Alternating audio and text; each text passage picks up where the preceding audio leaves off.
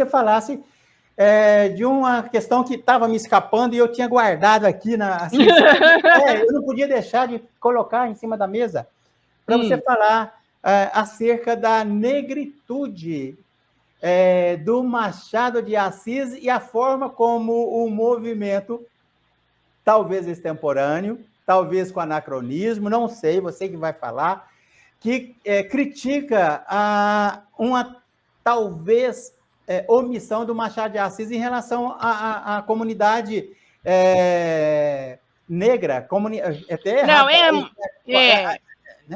É uma injustiça dizer que Machado de Assis jamais se assumiu como negro. Ele jamais escondeu a sua origem, nem que nos ascendentes dele tinha escravo alforriado.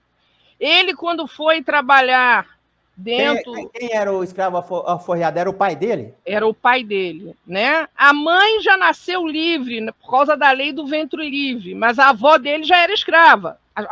As vós dos dois lados, paterna e materna.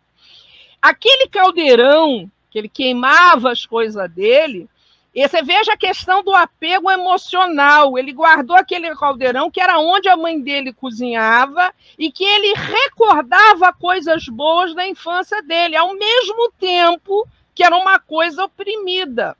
Por que Machado de Assis teve acesso a uma melhor educação? A mãe dele era lavadeira, numa família muito bem nascida, e a família custodiava os ensinos, os estudos, ajudou ele a tudo, mas ele, ao longo da vida dele, trabalhou em várias coisas. Foi vender fruta, foi engraxar, foi... Então, essa história de que ele não se assumia negro, eu queria dizer uma coisa com relação ao retrato.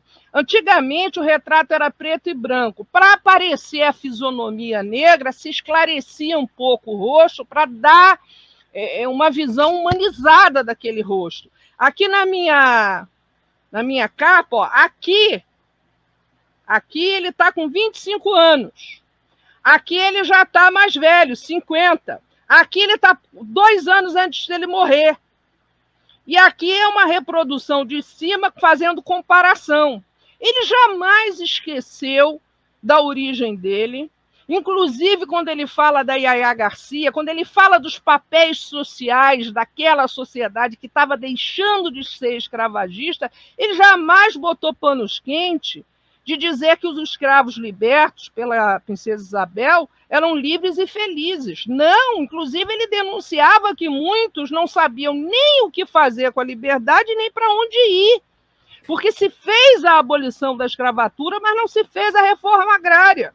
Então o sujeito ficou livre e perdido no contexto do país. E ele denunciou isso, ele escrevia em jornais, ele escrevia crônicas. Aliás, as crônicas de Machado de Assis conseguem ser até melhores que os romances, porque ele metia o malho.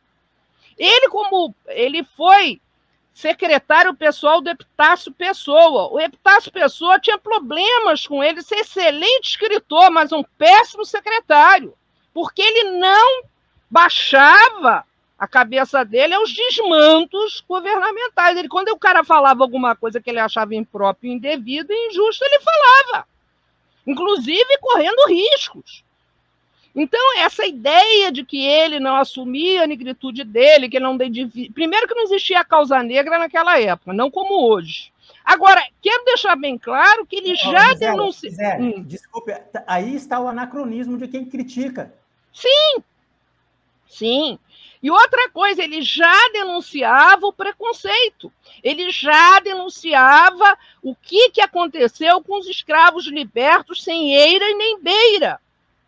Ele já denunciava o problema social de um país que deixava de ser escravagista, mas também não tinha como recrutar mão de obra de forma lícita e idônea. Então é muito interessante. Ele denunciou muita coisa. Ele botou a goela dele a gritar, só que dentro do contexto do tempo dele. E hoje os grupos mais ativistas condenam ele. Isso é uma ironia. Isso é olhar o passado com os olhos de hoje. Isso é errar de óculos. Vou fazer um corte só nessa parte e vou colocar lá com uma capa específica no canal de cortes. Vou colocar colocar, vai ser bem interessante. Eu acho legal, você traz uma posição de quem leu e releu e analisou toda a obra dele, e com conhecimento de causa. Eventualmente, aí eu vou deixar aqui a sugestão para quem concordar ou discordar, para colocar suas considerações aqui no canal.